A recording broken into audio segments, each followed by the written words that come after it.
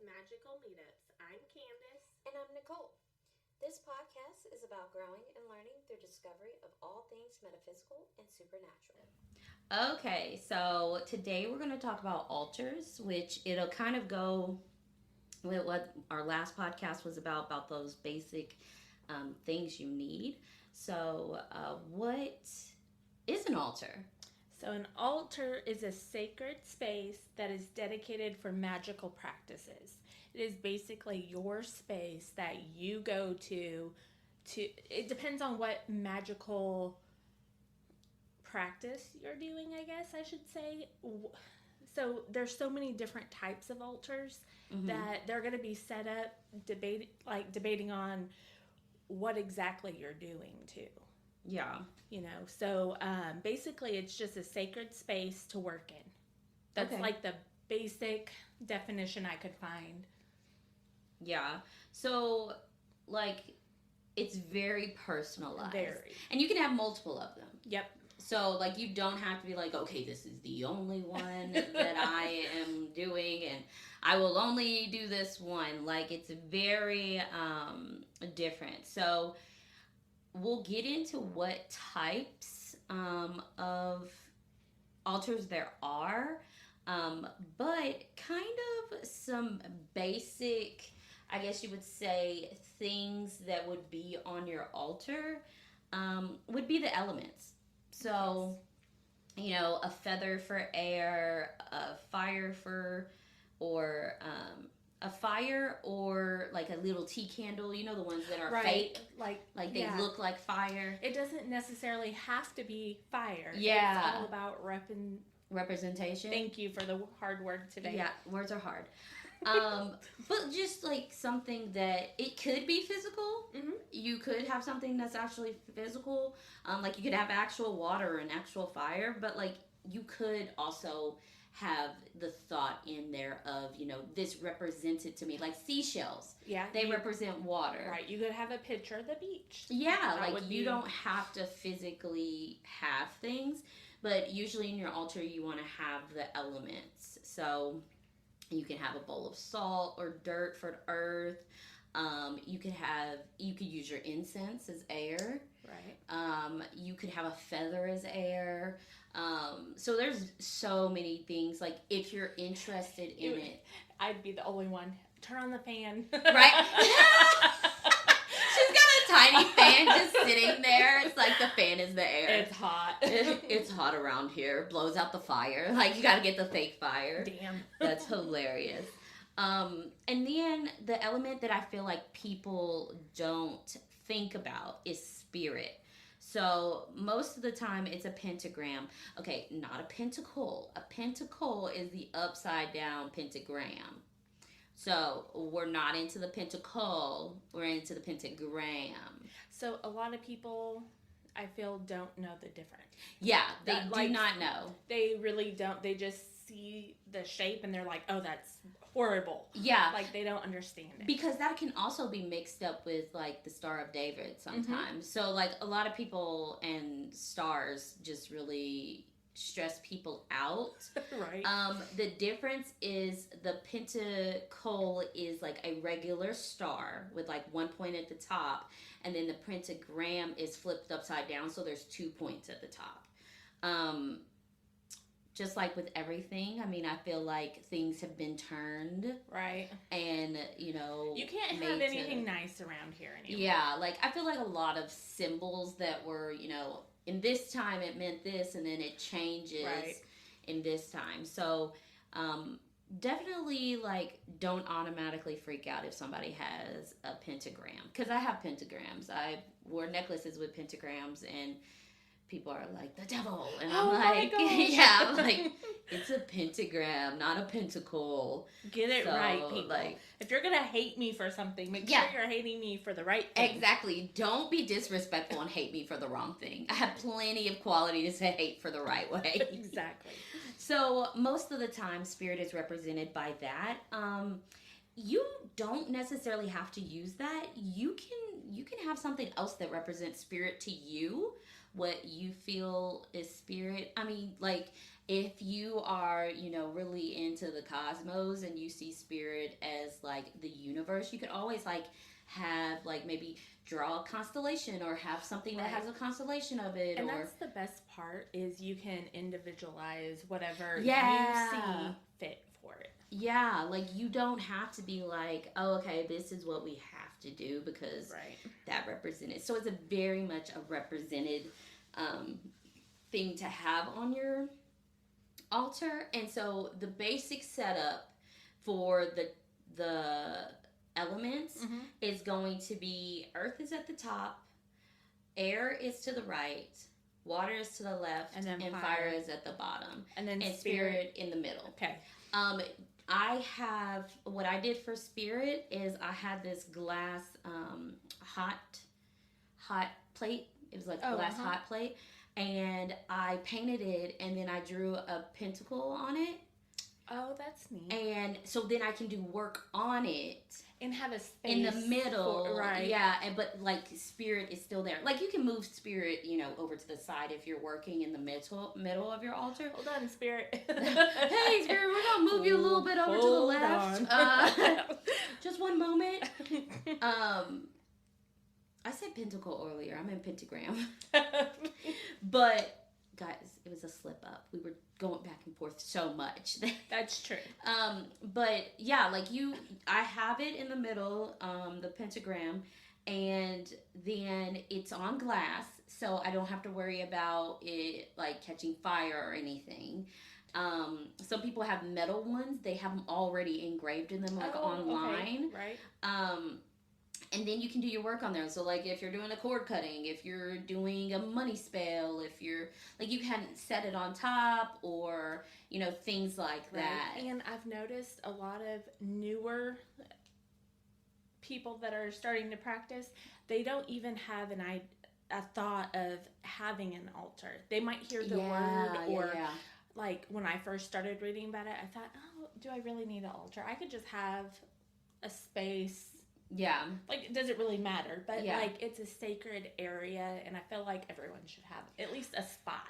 Well, and I also feel like people think altar and think, like, Catholicism, like, where, the altar is right there and nobody goes near it, and, like, unless, you're the priest or the father, and, like, there's so many steps, and, like, it's very ritualistic. Right. But, like, your altar doesn't have to look like anybody else's. And some people low-key, like, disguise it because they don't want people to know. Well, when we get into altars, we'll get into, like, mini altars and on-the-go altars and ones that if you are, like, a baby witch and you kind of are, like, hiding it from your family. Because even as we're adults, we fear our family judgment. Right, because you're like, oh, God.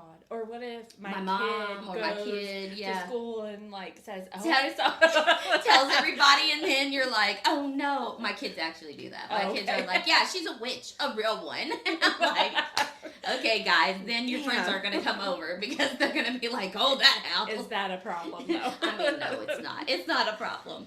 But, yeah, like, people don't think about it, or they think it has to be so, like, what they see in movies, like this is the altar, and like this big old presentation, and it doesn't. Or they see a scary movie and it's like a satanic altar, and those are scary. They are scary. But those are like the first things that you think of, though. Yeah, like either the church side or the scary movie side. Like those are the those are the only two options. They're like, altar, either I'm going to hell or I have to be super religious. Like, no, like your altar can be whatever you want it to be. Next thing is a cauldron. Oh my gosh, everybody should have a cauldron. And just so you know, she had to point out the piece of paper because I lost where we were. Okay, we got off topic. Heavy pause, just so you know, is my fault. Cauldron, do you have one yet? Can I lie? No, you just said, can I lie? Technically, I have some at the shop. So does that count? But you don't use them. No, I have not got one yet. Okay, let me tell you about my cauldron, guys. Oh my gosh. I made her search for her suppliers to get me the perfect cauldron, the right size. Why didn't I just buy two? Because you said you wanted to see how mine was. Oh, I said that? Yeah. Oh, I say things a lot And sometimes. now we've only used mine. Like, I've brought mine Well, that's because I don't have one. to things. So we have to use yours, obviously. So I have a cauldron that's like black with the little legs. It literally looks like a witch's cauldron. Like I'm out here It's brewing perfect. stuff. It's so good. But does it have to actually look like a cauldron? No. Anything, basically, any fire. Please make sure it's a fire safe. Like, don't get a bowl that's going to explode. Yeah, I Please did that. don't do. Yeah, It that's why I cracked. gave the warning. It cracked. It shattered everywhere. So yeah, make sure it's fire safe. And Nicole would know because she literally lights everything on fire. I do. Like, every time I look around, she's like, here, let me light that candle. Here, should I burn that? I'm like, no. I want to burn it all down. Burn it down. But yeah, like I use my cauldron for lots of things. Like we did what was that? A little lithia kind of bonfire thing where we were like mixing stuff and burning it, and we learned that we should have mixed some things because they Because don't it smell was good. so bad for a It second. smells so bad. But That's yeah, because you wanted to burn everything, though. I did. Yeah. I did want to burn It a wasn't lot of like, things. let's just start small. It was, hey, throw it all in there. We're going to burn it. That is very true. I was like, let's put it all in. Yeah. Like, let's throw them all in. I don't care if they stink. Like, I I didn't even think about if they stunk. And I was like, throw it in. Oh, a little bit of this, a little bit of this. It was like I was making a potion 100%. I was like, Yep. tears of a crocodile. Like, yeah. Yep. Tongue of a skunk. Yeah, It was totally not like that. Yeah. Sort of. It was sort of like that. But like you don't have to like use your cauldron for any like specific thing. It's very much if you have something you want to burn, like your money bowls. Yes. Like you can burn your candle, like put your rice in there, or you don't have to use the rice, but it helps the candle stay like there. And then putting the candle in there, burning it in there, and then burning your bay leaf, like It just, you have a spot then. yeah, Like, yeah. It's more of a, like, Contained Yes. thing, because I Oh, like to yeah. set things on fire. that too, it's a safety thing, number one. But number two, it's like a sacred spot for just your stuff. Exactly. Like I don't let anything else burn in my cauldron other than like, and sometimes like I'll hold it because it has a little A handle, like a full-on cauldron, just cauldron handle. Like I could probably put it over a fire in the thing and like boil some children. I'm just kidding. like Naked and Afraid. Like Naked and Okay. Afraid. We'll just go with What do that. you bring on Naked and Afraid? Cauldron. So I'm never going on that show with you. I'd be like, this it would be bitch very brought the chaotic. cauldron. It would Oh be my so chaotic. We'd be hangry and we would kill each other. Probably. We'd be like, we'd go to the evacuation point immediately. We're like, we got to go. But my cauldron has a little handle, and sometimes I'll light my Palo Santo in it, and then kind of like walk around my house. Because sometimes when you light like either sage or Palo Santos or rosemary, Like, whatever. It falls off. Yes, Yeah. it falls off, and you kind of get nervous The that little you're gonna embers. that you're gonna set your house on fire. So I walk around with it in there, and it burns because it's like it heats, it stays heated, That's smart. and so it is still burned, and I don't have to relight it when I'm Right. carrying it around, and I kind of like swing it so that the air kind of goes, and it's really good for stuff like that too. If you're scared of lighting your stuff on fire like me, because that happens a lot to me. I've almost set the shop on fire. Oh my god. That one time when the embers were going everywhere, like it was no chill. Yeah, and this is So- why she should not light things. I Whatever. shouldn't. I stopped lighting things unless they're incense candle that will burn out themselves. But if you have a cauldron, you can put it to the upper left over water beside earth. And this is just an example of a setup. You don't have to do your setup like this. Like 100% you can put your cauldron, over to the right, you know, but Right. but you kind of want to do your elements though in those air and like earth to the north, fire to the south, water to the west, and air to the east, just because those are kind of directional. And I usually, so my altar, depending on what it faces in my house, I'll do that element to that way. So if my so altar it's space, legit north, yeah, and then okay, like because I live on East Street, so I know where East is. So if I put my altar on like a north wall, then I'll be able to have it for knowing which way. So fun fact, shout out to my kid Nikolai. The reason why I know that is because when he was in kindergarten and COVID was happening, we had to do directions. Oh. So he had to like draw our house and what his room was facing, and like what our house was facing. So shout out to old boy. He hated it, absolutely hated it. I'm sure he did. But we made it through. So yeah, like you could, you know, if your altar is facing south, then put your fire in the top and the water, in the earth in the bottom, because then it'd be that different. Directional. If you really don't care about directions, you just live your best freaking life, okay? You don't have to. Are you talking to me? Because I feel like that applies to my life. Yeah, like I'm super particular though. Like I want them to face the actual directions because it kind of freaks me out if because they it don't won't bother you. Yes, yeah, I can like see it's that. with a lot of stuff. Like some things that bother you don't bother me, but like that would bother me because I know the directions. I think it would too, just because honestly, I'd be like, okay, north, but it's really not north. Yeah, like you're like thinking about it, and it's just like, well, sorry guys, I'm like totally digging in my bag for nacho fries, which are delicious, by the way, everyone. That are probably cold by now. It's fine. They're delicious either way. Have you had them before? Yes. So good. Okay. Next one is a wand. So it doesn't have to be like a fairy wand. Yeah. I know everyone's thought went to like Cinderella and bippity boppity boop. Like, it's not that. You do not have to have a wand with a star on the end of it and everything. No. Like, my wand is a selenite wand. Like, the shape is called wand. I don't know if you remember when we were talking about the crystal shapes, but there's one called wand. And it's a rounded bottom with a pointy top.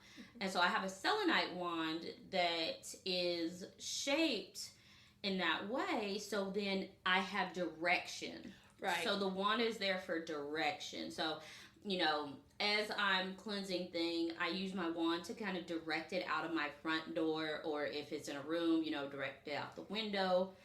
Make sure your doors and your windows are open if you're directing it towards there, because if it's not, then it can't get all the energy out. You'll just bounce off that door. Yeah, it'll just be coming back in. So it directs energy. It helps with that. And it's kind of a traditional thing. So, like, you don't have to have a wand. It just sometimes helps you focus your intention. It's a little reminder, kind of. You know, I want this to go this direction, and I'm going to move it with my, you know, I'm going to Right. It kind of gives you, like, a starting and ending point. Yeah. And listen, if you want to have a crystal wand, do it. If you want to have a Harry Potter wand and you want to feel like like you listen, do it. Like, put your Hermione wand on there. Live your best life.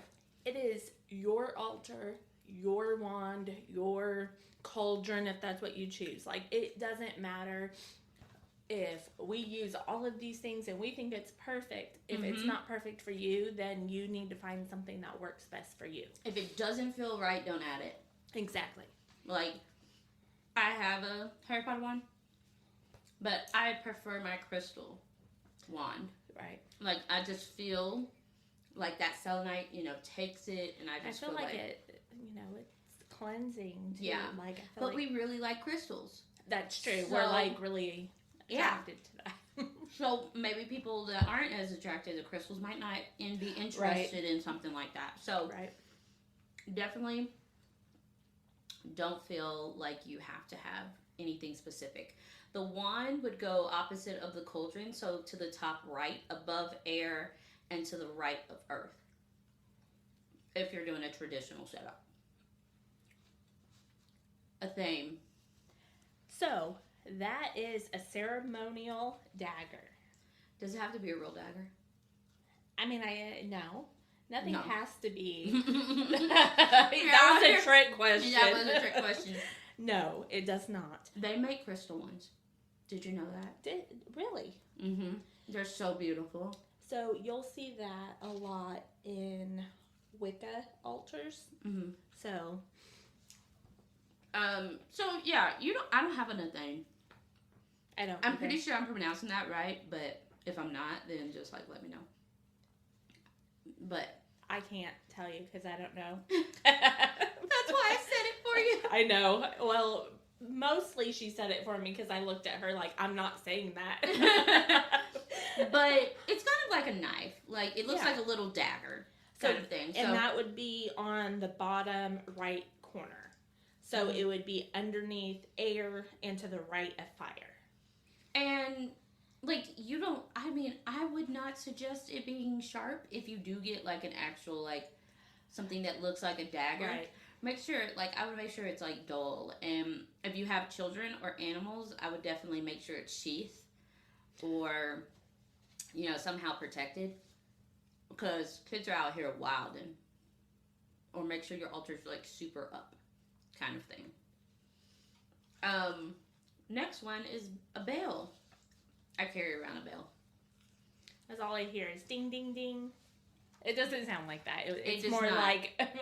It's very pretty very and pretty. cute. So the bell will go below, it'd be on the left, below water, and to the left of fire. So bells can cleanse the space, signify the beginning or end of a spell, and invoke spirits. So if you're not trying to invoke any spirits, like don't think about invoking spirits. like don't if you don't want it, don't think about it. Right. But I will cleanse the space. I'll cleanse my tarot cards with it. And that's your and thought, the space. right? Yeah. When you're doing it, is that you're cleansing it, and so. I'll when I'm working, I'll cleanse the table, and even my crystals. They came from my home, but like I'll still cleanse them. I cleanse after each person. After I read for each person, I'll ring the bell and kind of knock out all that energy. Just to have a cleansed space so we don't, if somebody has icky energy. And, like even with them just being there, even if they don't grab hold of my tarot deck. Yes, some people will grab her cards and she hates it, but even if they don't touch it, their energy's still like in there. So the thing about it is, one, I feel like you should always ask if like you can touch their tarot cards. But two, I don't like people touching my cards because in my mind it's a physical same with altars. Like, you shouldn't just go up and touch somebody's altar. Like, some people will have, like, public altars, and they'll say, please add, but don't ever take away. And that's cool. But don't ever just, like, go up touching random people's altars. Like, no. That gets your energy all over their altar and stuff like that. So I would just suggest you ask, always. Keep your hands to yourself. Yes. That's really what everyone should do. Right? So just make sure you're, asking about those things. But they can also signify the beginning and the end of your spell. So, you sit down and you're about to do a money spell, ring and cleanse everything. Make sure you thank all the, call in all the elements and then start your spell. And then when you're done, you can ring it again and thank all the elements for coming and helping you. And it kind of closes it off. Like a warning, like a beginning and an end bell. Like when you're in school, class is over. Thank God. Right? I ain't got to go to that no more. So my most favorite part, crystals. So cleansing or charging crystals. And so, question. Do you, besides the selenite wand, do you have crystals on your altar? Depending on what I'm doing. So you just add as you're doing it. It's not just something that's like sitting there for decor. So sometimes it depends on what it is. So sometimes if I'm feeling that, like, we'll get into different ones, but like if it's an ancestral altar, like it might be certain ones that speak more to that ancestor, or, you know, if it's just like in my living room, it might be, you know, oh, I want to disguise with crystals and like put that. Right. But my kids like to touch crystals a lot, so you don't. I usually tell them that if they do touch my altar, that they'll have diarrhea. If they don't touch it. Yeah, they don't touch it. I tell them, if you touch it, you'll get diarrhea, because I put a spell on it. And I would like you to know, nobody has had diarrhea because they haven't touched it. I'm so proud of them for not touching it. Yeah, it's a big thing. Mostly because they're terrified. Yeah. But I'm still proud of them. Because if it was my food, they would still eat it. True. Or drink it. They'd be like, whatever. Yeah, like they would still do it. I can put wash back in it. Like, drink it and then spit it back in there, and they would still drink my food. But the fear of diarrhea after touching that altar really deters them. So shout out to my kids for that one. So if you have kids that meddle and break things, it might work. Tell them that if they touch it, you're gonna get diarrhea. So, but yeah, what about you? You got crystals everywhere. I do. I have crystals everywhere. So I have 3 boys. 2 of them have moved out, and my youngest one, he doesn't bother stuff like that because he's, you know, almost 13, so he's just living his best life, and so he's past that age of like wanting to mess with my stuff. He's like, that's so cute. Yeah. I have 2 15-year-olds and a 14-year-old and an 11-year-old, and they're still trying to mess with my stuff. But that's cute for you that you have a cool kid. Yeah, you know, see, do they have PlayStations? Yes. See? Oh, well, hell. Nintendos, PlayStations. That sucks. Mm-hmm. I'm sorry. Phones. Maybe Everybody you got a should, phone. Start throwing the crystals at them every time they touch it. Just tell them that it, like, what is that thing that you throw and it comes back to you? A boomerang? Yeah. Just tell them it'll start doing that. That's hilarious.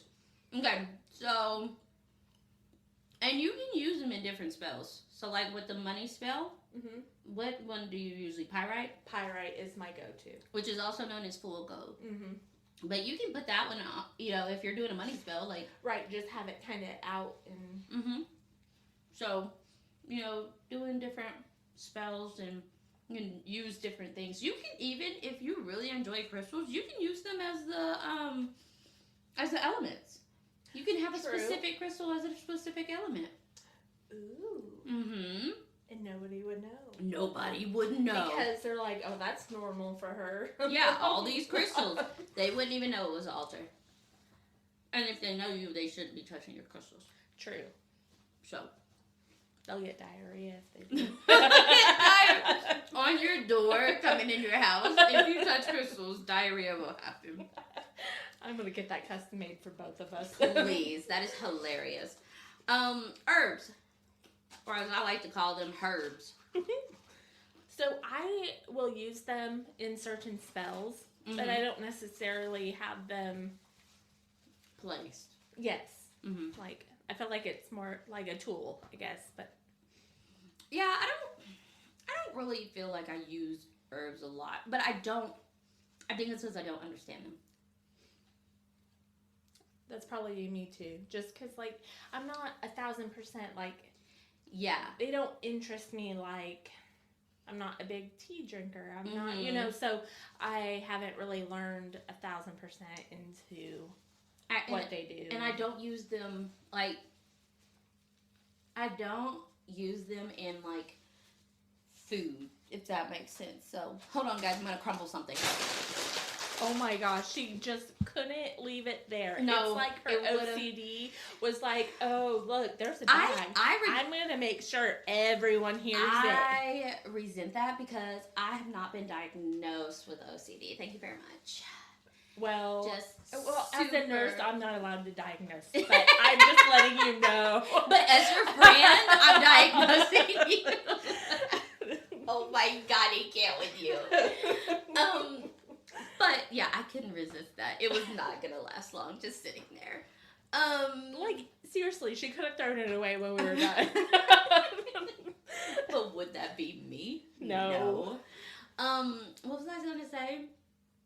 I don't even remember now. Yeah, like herbs. I don't use them. Like, people will be like, oh, I threw some thyme in there and some rosemary and I cooked it over my steak and, had... Be like, how do you even know that tastes good? Right? I'm like, how do you even know what rosemary tastes like? But, Scott, he will use different seasonings and stuff. Like, he's big on that. Well, but I'm like, I use seasoning. I use spices, I guess I should say. right. So I don't use herbs, I use spices. So that might be the difference because I don't really use like plants and things. I'm like Maybe, some Creole seasoning. Some maybe like the herbs are crushed up in your spices though. Mm. I mean, I've never checked the ingredients. You need to do that later. I should probably do that. Last but not least, anything that calls to you. Because if it feels sacred or it feels helpful, then why can't you use it? Exactly. But if it feels weird, don't put it on there. Yeah, don't even give it, if you have that 1 ounce of like your gut telling you, ooh, that doesn't look right, it doesn't feel right, don't do it. Like the amethane, the dagger. Uh-huh. I'm gonna just call it the dagger, y'all. The dagger I would not put on my altar. It wouldn't feel right. One, because I'm so scared of just something happening. Mm-hmm. And two, like, I just don't feel like it would add anything to my altar, if that makes sense. So I don't feel like I would need it. Right. But other people might feel like that is something that they need. So if you feel strongly about it, live your best life, bro.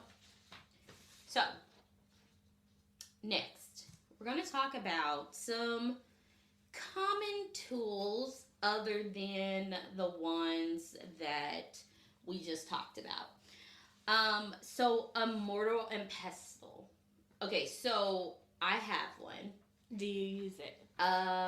I did, but it was to crush up my bird food. I didn't use it for like magical needs. But if you're super into herbs, it would be something that you would have to have. Yes. Yeah. Like, it would help you so much. Right. If you were into that. And I feel like it would help you in your, spell work and doing things that you would need to crush up.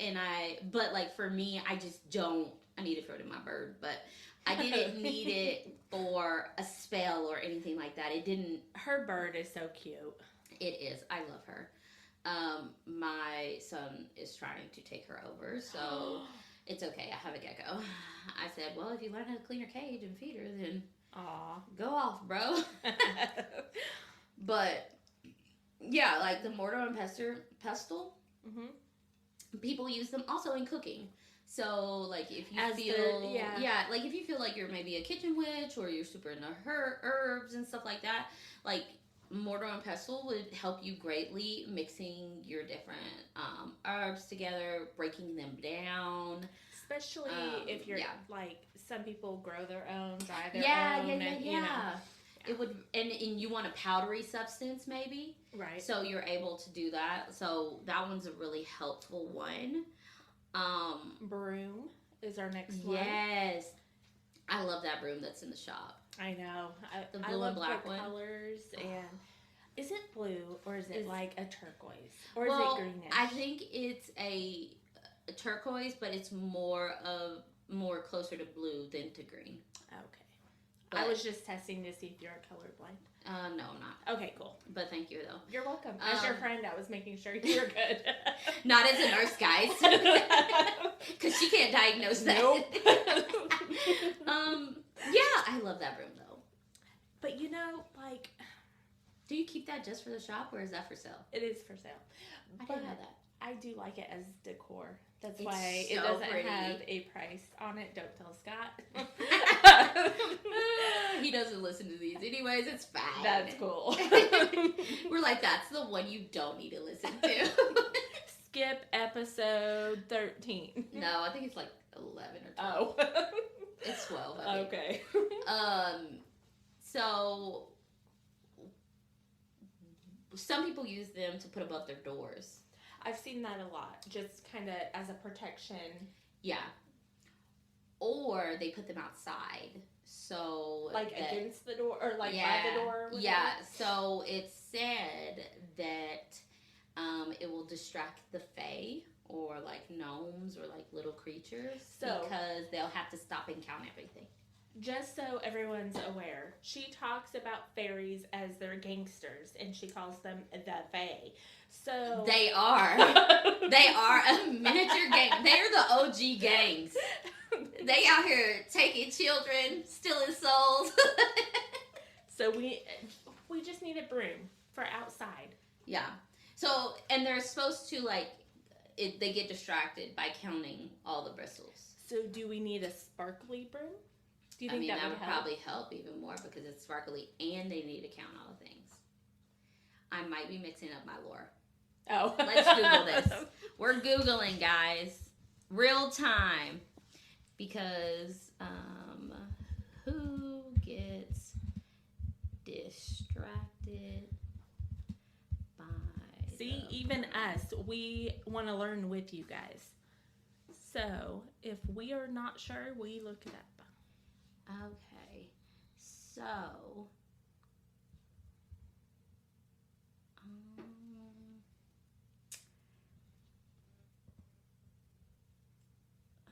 for example, blah, blah, blah, blah, blah, blah. Okay, so brooms as decorations are quite popular. Yes, we know this, especially a cinnamon broom.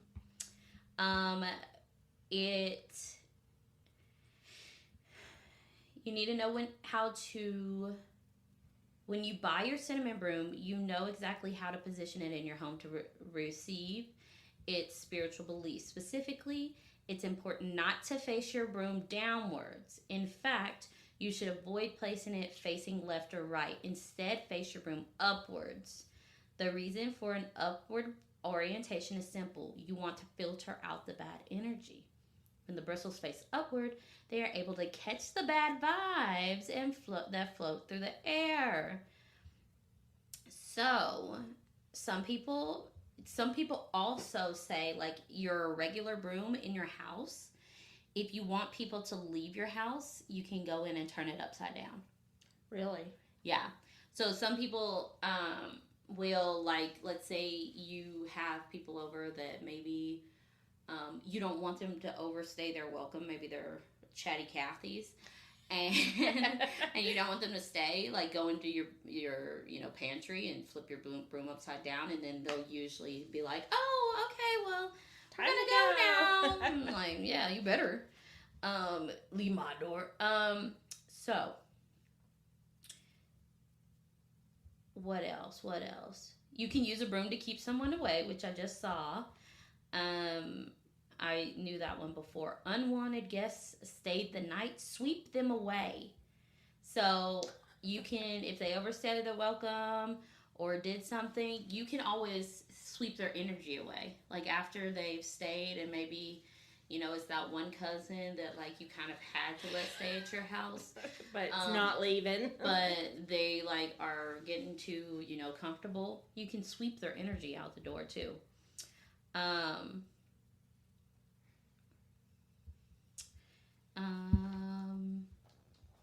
What else? I also learned from the movie Practical Magic that when a broom drops, company's coming. Shout out to Practical Magic. They're going to make a second one, and I can't wait.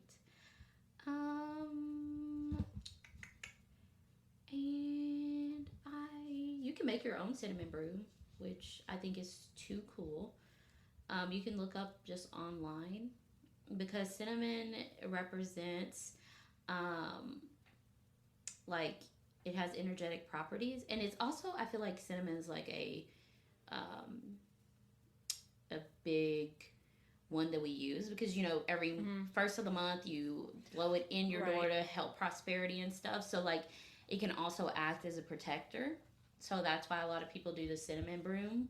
But, like, you can make a regular broom. Like, you don't have to, you can get twigs and stuff. We did that one time. Right, that was fun. Twine, and you can add little jewels and stuff. But, yeah.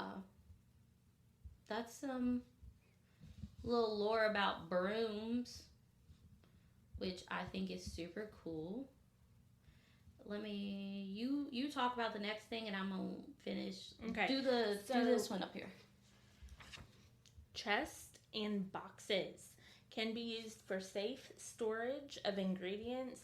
A lot of people use them as manifestation boxes, wishing chests, etc. Because I'm the crystal guru, I would have all my crystals in there. I'd probably have a box for different things, like to keep my candles in, and, you know, just because I like different boxes for different things. Well, and they're so pretty. Some boxes are, like, very beautiful. Right. So I would totally have a box, too. Like a wishing chest. Yes, I think I would like that. Maybe you could even, like, write on bay leaves and put them in there. Ooh, that would be a really good idea. Ooh, yeah. You could keep your lighter in there, you know, for when you want to burn everything. I don't want to burn everything. Just, you know, some things. Okay. Burn it all down. So a lot of people will also have jars and containers. So all different sizes. You see the little small ones that have the cork for the top, or some screw on. I have jugs that are like, I don't know, 12 inches. They're glass, and I got them for moon water. But yes, it doesn't I have hold some too. very much either. So, you know, depending on what you want it for. Maybe spell work, you could have just that for... That's where you spells. Pull from. Yes. Well, and also I've seen people that put it on, like, they put, like, the little jars, but, like, they put their little herbs in it, and then, like, right on the top, like, what that herb is, and like, they'll put, like, an initial of it, and then, like, they're able to pull them out because they have, like, a whole box of all their herbs instead of, like, the big containers and stuff like that. So, more organized that way. Yes, definitely more organized. And then, of course, you can use your little jars for spell work, protection jars, you know, safe travel type. Yes, things. you can do the safe travel one. Because you can find the little chips. Yep. You can also do that. Chip crystals in the little jars. I have that. Yep. So, and then, you know, you can pull that box out and be like, okay, this is all my chip crystals, and I pull which ones, and these are all my earth, and then we put in another little one. That would be so I just run out of time. I'm like, oh, I need to do all this stuff, and then I'm like, oh, look at all this stuff. Right. And I also get like I also the refill of it. Right. It would be just it would be a lot, much. but it would be much easier. Like, as after you go through all the bullshit of organizing and getting it out there, it would be much easier. Yeah, definitely. So, next, my favorite, divination tools. Those are good tools if you're into it. If you're not into it, like, you don't have to do it. So, you know, tarot cards, and bone throwing, and runes, and I would not suggest it, but divination items also include Ouija boards. I wouldn't suggest Ouija boards. I wouldn't either. But there's some people that they are equipped to handle it. Right. I definitely don't think somebody just starting out should go, because it's not something, definitely, I don't believe it's something that you should just play with. Yeah, like, you know, like in the movies where people like are playing with them in the movie, it's like, no, that, like, I definitely would strongly suggest you do not do that. I would suggest, if that's something that you're wanting to learn about, learn extensively on it. Like you need to really get into that and like learn a lot, and maybe even talk to people who have done that, who are experienced in it, that you trust, right, kind of thing, like not just TikTok. Yes, I know a lot of people, me included, like I will research something on there, and that's a good starting place. Yes, you know? yes. It's a good starting place, but not the end all be all. So make sure you don't like miss out on stuff because you didn't research it properly. But yeah, you can use divination tools in your spell work. You could use your deities, things like that, like call them in to help maybe with a spell. Right. If whatever deity you believe in, like if it's God, then ask God to help you, or if it's Hecate, ask Hecate to help you. Things like that. Like just make sure that you are understanding what you're doing. Right. And if you're not, learn. Yeah. Like, it's okay. Like, even ancestors. Ancestors are spirits. So if you are at your ancestor altar and you want to, like, call your ancestors in, like, you can do that. Like, just make sure when you're doing stuff, like, you've researched it and you have the right tools and information. Yep. So, but I do love divination. It's my favorite. It's your thing. Yep. Okay, what else? Book of Shadows. Book of Shadows. Yes. Or a grimoire. Or grimoire. It's a grimoire. Okay. That sounds right. So I always think of a Book of Shadows as a personal one, whereas a grimoire as like more of one to like of a shared collective. Right. And how I remember that is since we had to do shadow work. Yes. I think a Book of Shadows, like my shadows, which that's not what it is, but that's how I remember it in my head. Yeah. And like I feel like what I would do is like obviously I would share like spells or stuff, like or divination readings or stuff with my friends, like how I went about this spell and stuff, like from my Book of Shadows. But maybe it's like me and my friends all put together, a grimoire. And we're not necessarily in a coven, but you'll see that covens have grimoires. Right. So, like, they'll have a collection of everybody's stuff in there. And you could always, like, do a grimoire and a Book of Shadows. So I wanted to do a digital grimoire.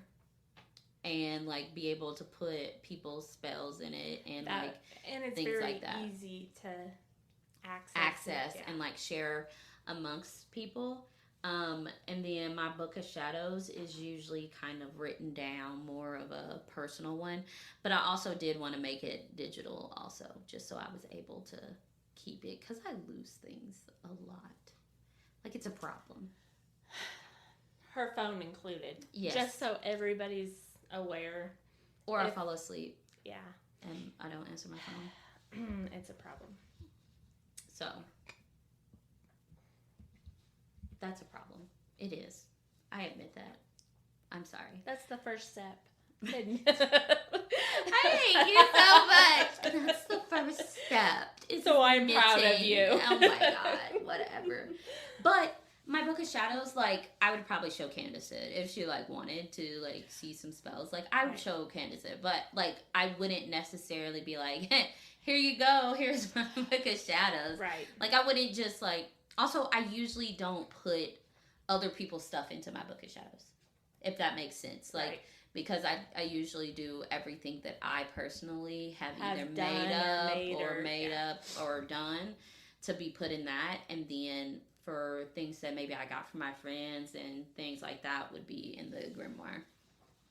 So, but you could just have a grimoire. You could just have a Book of Shadows. You don't have to share anything. You could share everything. Like, that's your business. Definitely up to you. Live your best life.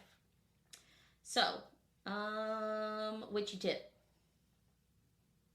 Some tools are specific to certain religions and regions.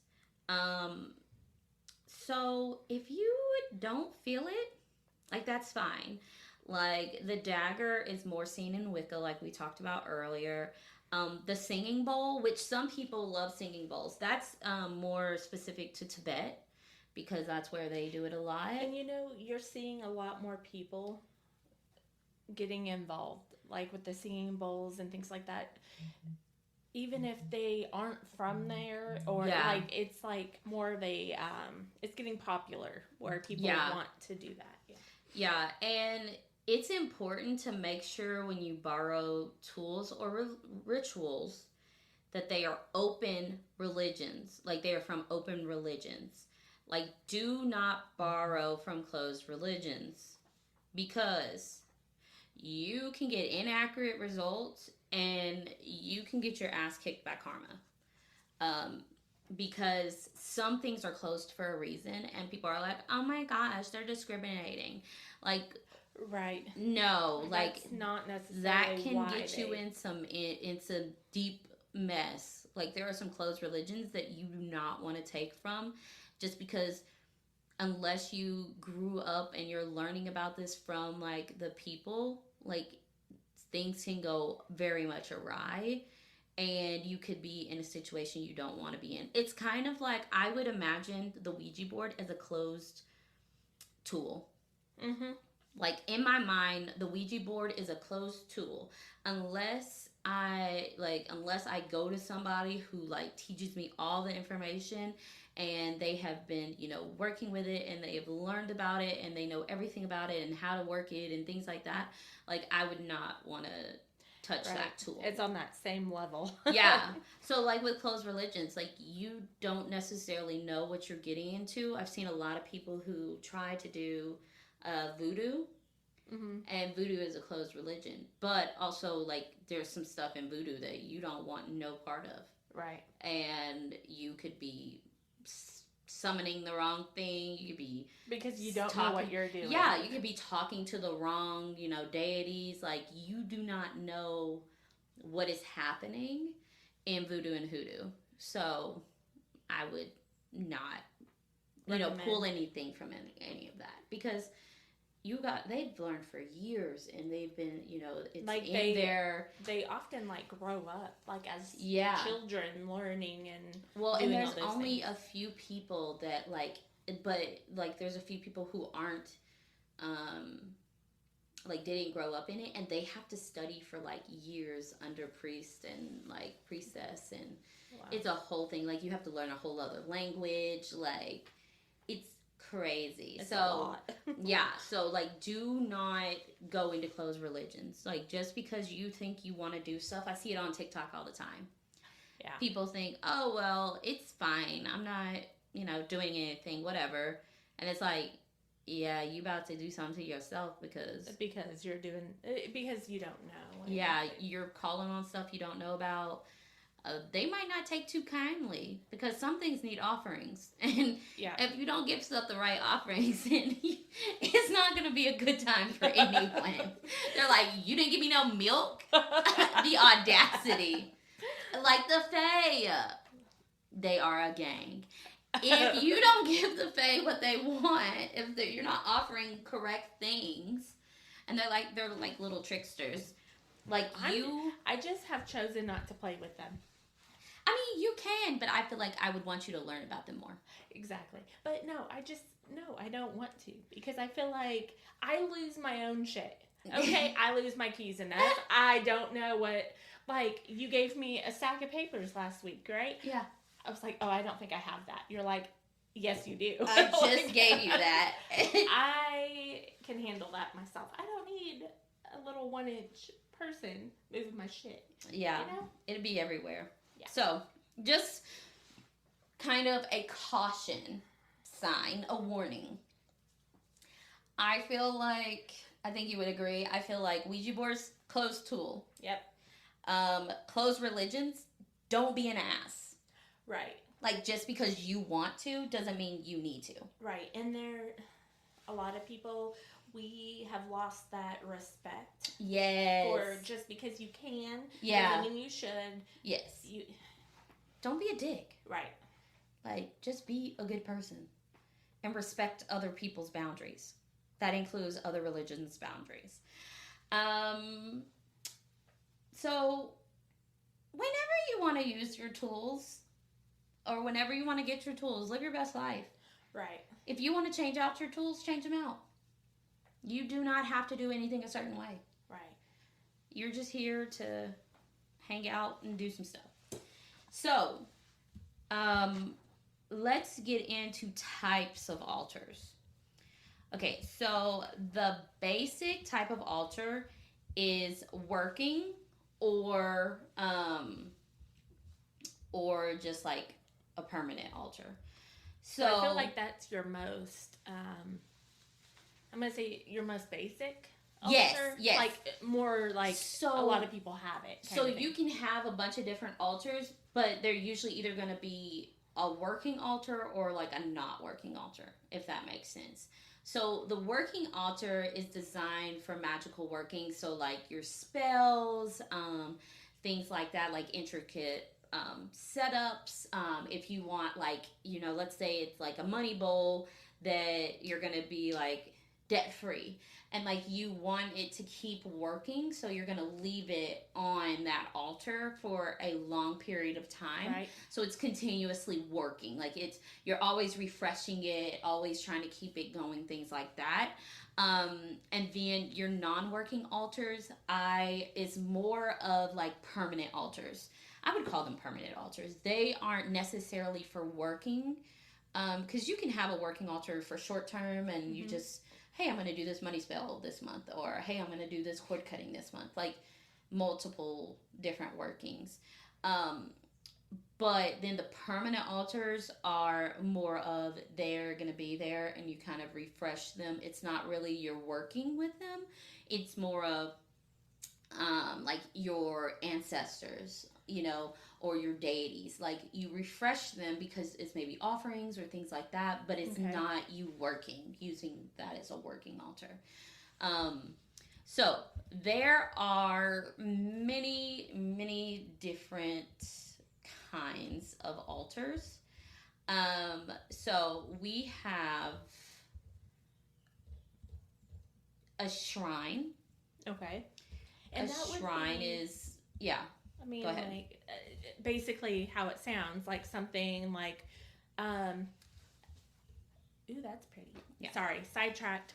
So, I was showing her a box shrine.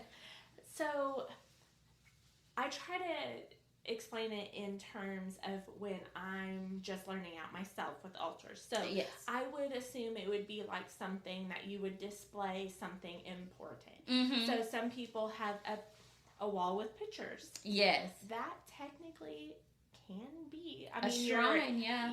Like it just kind of depends on how you look at it, but it's something that you are kind of looking up to. Yeah. In a way. So I just showed her a picture of a box shrine to Hecate, and this can be your shrine. Like it can be in a box, and then you just open it when you would like to light candles and give offerings and stuff like that. Like your shrine doesn't always have to be, on display. Right. So we often see, shrines where they're like always on display, but it can also be behind a curtain. It can be something that's very personal to you. And that's what I was going to say. Sometimes people don't want other people, even Yes, your family. even Sometimes your don't family, want, yeah. That to be out there. And also it's kind of like if it's God, like if you want to make a shrine to God, you don't always want to like broadcast that you would like, that's people can say all day long, like, oh yes, I believe in God, blah blah blah, I believe in this person, I believe in that person, but sometimes you want something personal that like nobody else has to see. Right. To know, like, it's like I'm telling you I'm a good person, but I'm not really a good person. Like, I can tell you all day long that I worship this person, but for my personal belief, you might want a shrine. And you can do that for your deities. If you maybe worship saints, different, people, different things. I mean, I wouldn't do a shrine to like, your favorite K-pop idol, because that's a little weird or stalkerish. But I'm sure people do it. Probably. Or your favorite actor, like it's a little weird. Nothing surprises me, but that is weird. Like it's a little weird to do it to people that are like around because it seems kind of stalkerish. It's like the scary movies where there's a shrine when they go in there and they're like, "Oh my god, that's me." This person has been following me for 47 years. It's like, I wondered why it was so weird. But there's also a Wiccan altar. I don't really speak on that because I'm not Wiccan. Right. It's also a religion. So, but I do know there are Wiccan altars. I feel like if you are interested in that, then you should research it more. Right. Because that is a religion. So I'm not going to speak on other people's religion. You could have a ritual altar. Oh my gosh. So it's a little more elaborate. It's usually used for Sabbaths, the wheel of the year, time, full moon or new moon. Like it can be used for those ritualistic times. So, every, full moon and new moon, you do this. Or it's decorated for Samhain, which is Halloween, or it's decorated for Beltane, which is May 1st. Like you could have it be themed for certain religious holidays. Even if you don't follow the Sabbaths, you could always, it's decorated for Easter or it's decorated for Christmas. Like if you, follow the Christian holidays. So you could always make it towards whatever, ritual, your beliefs. Yeah. There it is.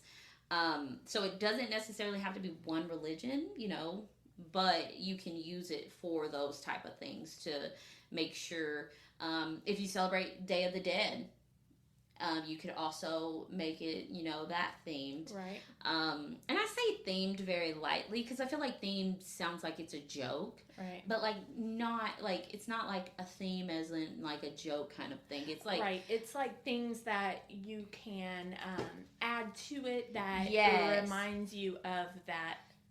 Yeah. So like Samhain, pumpkins or mask or also Samhain is the veil is thin, so maybe ancestors, like maybe leaving them some dinner, because the veil is so closed and things like that. So I don't mean it as something like jokey. It's very much a important thing, but yeah, definitely a ritual altar is something that you can like kind of change with the seasons, right? If that makes sense. And then there is the working altars, which you can do any kind of spells. I mean, whatever you're needing to do. And you can also, a pet altar. Oh. Yeah. So, like, I need to look into that. That would be neat. You can do ancestors.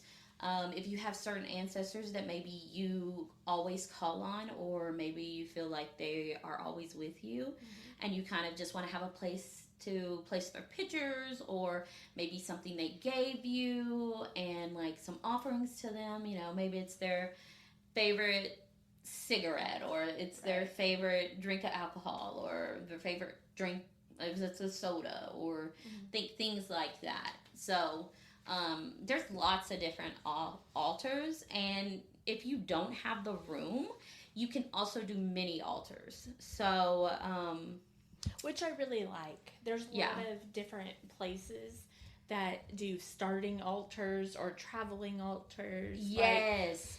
Especially if you are maybe not comfortable with people seeing it. Maybe your family is kind of, closed off to that and things like that. Like, you can always have a miniature one. I don't know if you know, like, the mint cans, those 10 mint cans. Oh, yeah, like the little Is it Altoids? Altoids, yeah. Something? You can put a little altar in that and like have it with you all the time. Or, Oh, wow. And like have like little, a chip of crystals, little chip crystals, Right. and some herbs, and you can have things that signify, the elements, Right. and put a little pentagram in there and things like that.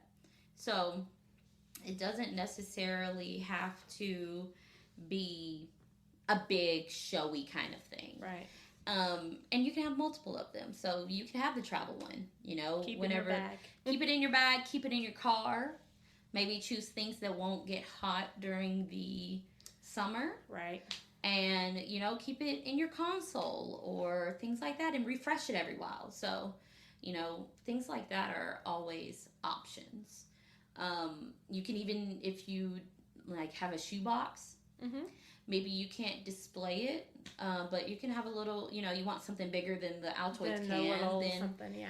do it in a shoebox. And like, it's not being disrespectful, to have it in a shoebox if your intention behind it is to wanting to be able to thank something or to appreciate something, Right.